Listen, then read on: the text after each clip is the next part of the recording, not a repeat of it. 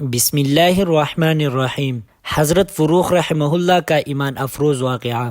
حضرت فروخ رحمہ اللہ تابعین میں سے ہے۔ مسجد میں نماز ادا کرنے کے لیے آئے تو سنا کہ خطیب مسجد جہاد ترکستان کے لیے لوگوں کو شوق دلا رہے ہیں۔ یہ بھی اٹھے اور اپنے آپ کو پیش کیا۔ مجاہدین میں بھی انہیں شمار کر لیا گیا۔ تیاری کے لیے گھر آئے، بیوی امید سی تھی، کہنے لگی میں اس حال میں ہوں، آپ جا رہے ہیں، میں اکیلی ہوں، کیا بنے گا؟ فروخ کہنے لگے تو اور جو کچھ تیرے شکم میں ہے اللہ کے سپرد کرتا ہوں۔ اس زمانے کی بیویاں ایسی تھی جنہیں صبر کرنا بھی آتا تھا اور اللہ کے لیے اپنا حق معاف کرنا بھی آتا تھا۔ بیوی نے خوشی خوشی اللہ کی راہ میں نکلنے والے اس مسافر کو تیار کیا، گھوڑے پہ زینر کی ذرا لا کر دی اور پھر انہیں محبت سے بھرپور لہجے میں الوداع کہا۔ فروخ چلے گئے اور پھر ان کا انتظار ہونے لگا۔ دن، ہفتے، مہینے اور سال گزرنے لگے لیکن فروخ نہ آئے۔ سورج چڑھتا ہے، ڈوب جاتا ہے، کتنی بہاری آئی، کتنی بار خزاں آئی، گرمی سردی سے اور سردی گرمی سے لوٹی لیکن فروخ نہ آئے۔ اس زمانے میں اسلامی فتوحات کا سلسلہ مسلسل جاری تھا۔ ایک جنگ کے بعد دوسرا، دوسرے کے بعد تیسرا اور تیسرے کے بعد چوتھا، یہاں تک کہ فروخ ان جنگوں میں حصہ لیتے لیتے پورے 27 برس گزر گئے۔ کبھی خبر آتی ہے کہ شہید ہو گئی ہے، کبھی خبر آتی ہے کہ قید میں ہے، کبھی خبر آتی ہے کہ زندہ ہے۔ اللہ تعالی نے ان کو بیٹا دیا۔ ماں نے اپنے بیٹے کا نام ربیعہ رکھا۔ ربیعہ جب بڑے ہوئے تو اچھے انداز سے تربیت کی اور پھر جب اس نے لکھنا پڑھنا سیکھا تو اسے قرآن و حدیث کی تعلیم دلانے کے لیے مدینہ طیبہ کے اچھے معلموں کے پاس بھیجا۔ ان کی تربیت پر ماں نے سارا مال خرچ کر دیا۔ ربیعہ خود بڑے ہو کر اچھا طالب علم ثابت ہوئے اور پڑھ لکھ کر خوب مقام پایا۔ علوم قرآن و حدیث، فقہ اور سب بھی اللہ تعالیٰ نے ان کو کمال بخشا۔ پڑھنے کے بعد پڑھانا شروع کیا تو ان کا حلقہ درس بڑھتا چلا گیا اور یہاں تک کہ مسجد نبوی میں باقاعدہ سے علوم دین سے سیراب ہونے والے نوجوان طلبہ کے علاوہ بہت سے کبیر السن لوگ بھی ان کے حلقے میں تعلیم کے لیے آتے اور علمی استفادہ کرتے۔ مدینہ اور گرد نواح میں ان کا علمی چرچا عام تھا۔ پھر ایک روز رات کی کچھ ساعتیں گزری تھی کہ ایک گھڑ سوار اپنے بوڑھے جسم پر تلوار سجائے، ہاتھ میں نیز تامے اور مالی غنیمت اپنے ساتھ گھوڑے پر لادے مدینہ منورہ میں داخل ہوا۔ اہل مدینہ کو اس حلیہ پر کوئی حیرت نہ ہوئی کیونکہ وہ دین کے مجاہدوں اور غازیوں کا مدینہ تھا۔ یہ گھڑ سوار اپنے سوچوں میں مگن تھا، سوچتا تھا میرا گھر وہی ہوگا یا نہ جانے کہاں ہوگا، میری بیوی زندہ ہوگی یا میرے جانے کے بعد میرے انتظار میں کسی اور دنیا میں جا بسی ہوگی۔ وہ امید سی تھی اس کے ہاں اولاد کا کیا ہوا اور اب کسی حال میں ہوگی۔ سوچتے سوچتے یہ غازی اچانک ایک گھر کے سامنے کھڑا ہو گیا۔ اس کے دل نے کہا یہ گھر تو تیرا ہی گھر ہے۔ چند ساعتیں رکا اور پھر آگے بڑھ کر اس نے دروازہ کھولا اور بے تکلف سے اندر داخل ہو گیا۔ یکدم ایک نوجوان نے آواز دی اور اسے ٹھہرنے پر مجبور کر دیا۔ نوجوان نے کہا رات کی تاریکی میں تم میرے گھر میں بدن پر اسلحہ سجائے کیوں گھس آئے؟ غازی نے کہا مجھے میرے گھر میں روکنے والا کون ہو سکتا ہے؟ نوجوان نے کہا یہ تمہارا گھر نہیں ہے، یہ میرا ہی گھر ہے جس میں تم گھس رہے ہو۔ یوں ان دونوں کی آوازیں بلند ہونے لگے اور ان کا جھگڑا بڑھنے لگا تو گھر میں سوئی ہوئی نوجوان کی والدہ کی آنکھ کھلی۔ اس نے جھگڑے کی نوعیت معلوم کرنے کے لیے باہر نکلی تو دیکھا کہ اسے بیٹے کے ساتھ اپنا شوہر نظر آیا اور اس نے وہیں سے اپنے بیٹے کو آواز دے کر کہا ربیعہ سنو، یہ تمہارا والد ہے، اپنے ابا کو مرحبا کہو۔ اور پھر آگے بڑھی اور اپنے شوہر فروخ رحمہ اللہ کو مرحبا کہا اور پھر انہیں بتایا یہ ربیعہ ہے تمہارا اپنا بیٹا جو تمہارے بعد پیدا ہوا تھا۔ دونوں باپ بیٹا باہم مل رہے ہیں، ایک دوسرے کو خوشی سے دیکھ رہے ہیں، ایک دوسرے کے ہاتھ اور پیشانی چوم رہے ہیں اور یہ ساری رات اسی طرح باتوں میں گزر گئی۔ اسی دوران فروخ رحمہ اللہ نے اپنی بیوی سے پوچھا وہ جو میں آپ کو بہت زیادہ رقم دے کر گیا تھا اس کا کیا ہوا؟ بیوی نے کہا آپ اطمینان رکھے ساری رقم محفوظ ہے۔ اتنے میں فجر کی نماز کا وقت ہو گیا۔